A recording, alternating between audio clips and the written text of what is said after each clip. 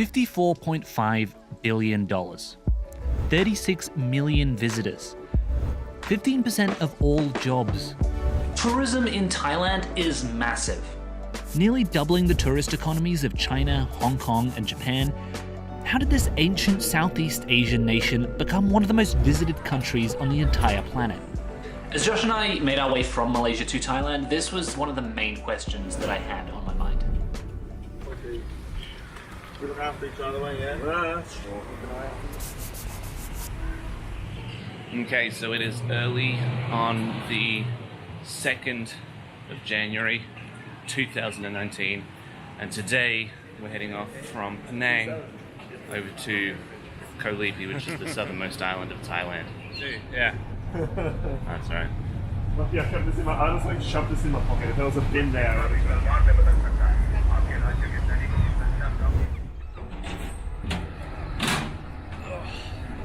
Alright, second ferry. There we go. Koh Lipi, here we come.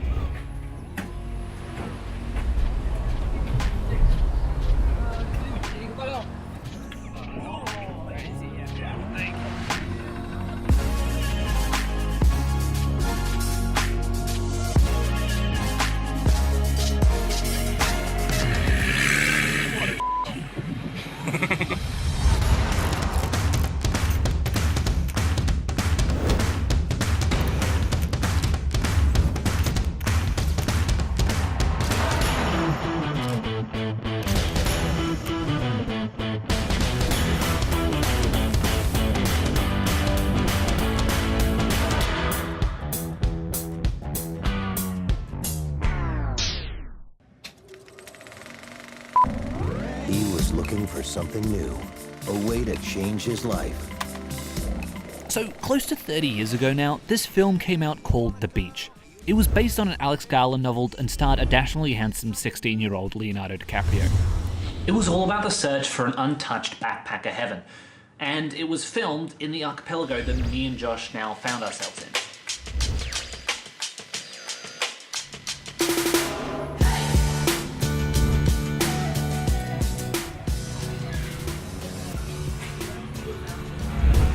Koh Lipi is located 86 kilometers from Thailand's west coast. It's one of the smaller islands in the archipelago at just 2 kilometers across, and it's littered with bars, beaches, sunsets. And unfortunately for Josh and I, also typhoons. What's the deal, Josh? So I've just seen a news article. Tourists flee Thailand as tropical storm Pabuk set to bring 7-meter waves. Now, some of Thailand's most popular tourist destinations will face major disruption in what is meant to be peak holiday season. Hello. Hello. Hi. We heard the boat tomorrow is not going. Yes. Is it okay to change our ticket to day after tomorrow? That's it, thank you. Alright, so it's day 2 here on Koh Lipi. We've had a little bit of a setback. We're meant to be leaving the island tomorrow to go to Koh Lanta, which is an island further up north on the west side of Thailand, but there is an imminent typhoon coming in. So the Thai government has actually grounded all the ships in the southern islands. So there are no ships leaving today, and there probably won't be any ships leaving tomorrow. We've just been down to the boat ticket office to exchange our tickets for ones leaving on Sunday rather than Saturday, but I left my number, so they said if there is any chance they take this warning down and they're allowed to sail tomorrow, they'll let us know. But in the meantime, I'm stuck here for a couple of extra days, which isn't the worst thing in the world. So Koh Lipi, here we are, and here we will stay.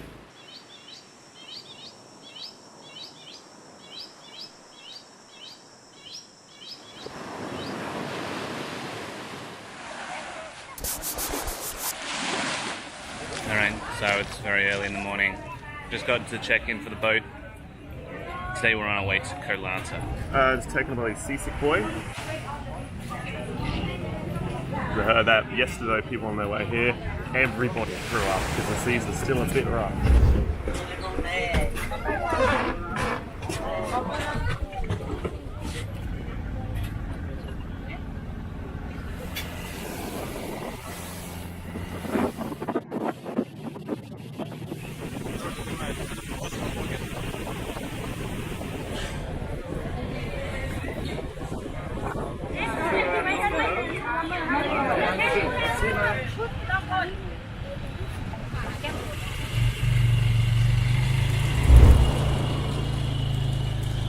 Atlanta was by far one of my favorite in the entire country because of all the reasons that make these places so popular in the first place. The beautiful, beautiful beaches, the staggeringly tall cliffs, and the amazing people that we met along the way.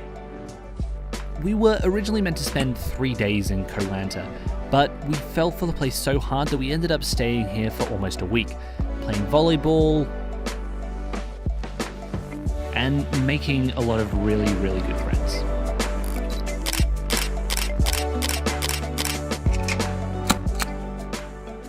Making friends and also dragging friends to us.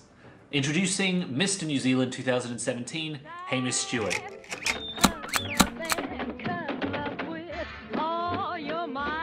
Koh Lanta was one of my favourite places that we visited in all of Thailand, and it was kind of the perfect start to this section of the trip, where me and Josh would start backpacking from hostel to hostel.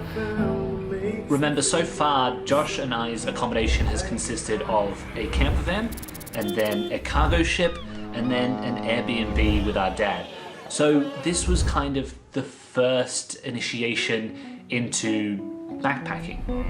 And in a few days' time, Josh and I would be heading to the ancestral home of backpacking, Bangkok.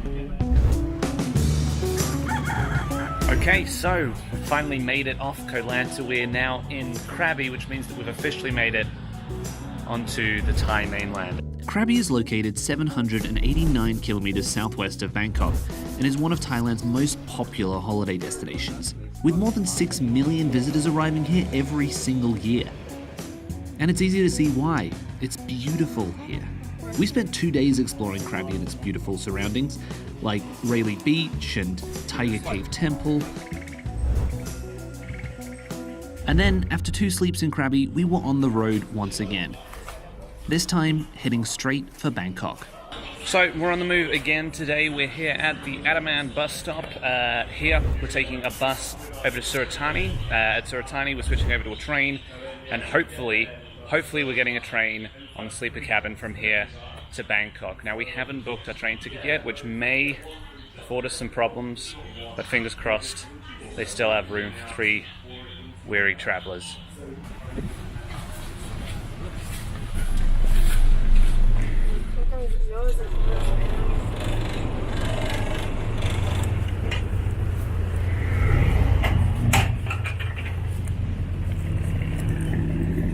Alright, so we survived the 3-hour bus ride. We're out here in Suratani now. Only issue is, haven't bought any train tickets for Bangkok, so we're just about to go up to the ticket office now and see if we can purchase some on the sleeper cabin for tonight.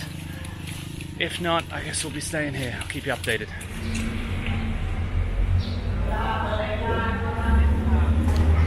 We've got a spare cabin. We're on air-conditioned sleeper cabin on the 9 o'clock train to Bangkok. You lucked out, Josh. That's how I roll.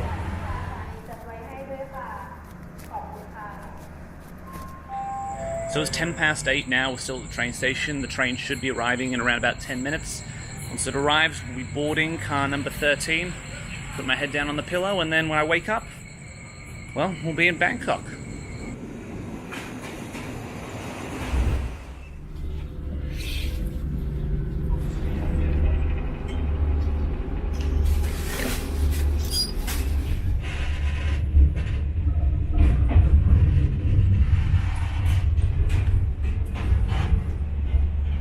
We're off.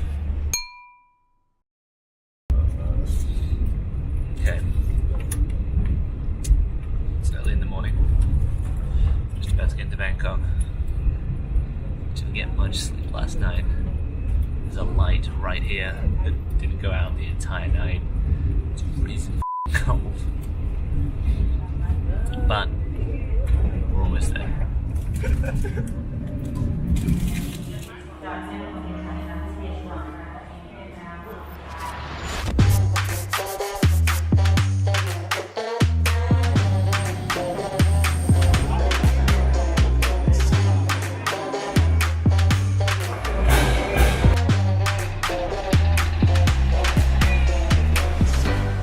Remember that scene from earlier? The one from the beach, the film that came out in 1990? When that film was released, Thailand's tourism brought in 5 million people every year. But since then, it's just exploded. Take last year, for example. In 2018, 36.8 million people visited Thailand. That's more than half the population of the country. And now, after 50 years of this thriving industry, we're starting to see the repercussions that come with some of that prosperity. So my question is there a way to turn this around? Is there a way to turn this country's economy, which is so reliant on tourism, around into something sustainable and ethical? And I think the answer is yes. And that's because we've seen this done before.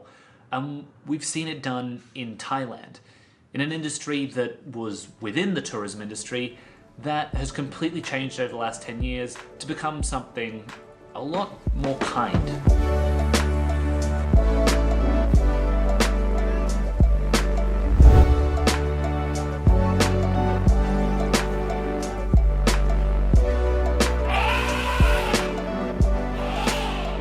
That's right, we're talking elephants, but that's next time on Taking a Long Cut.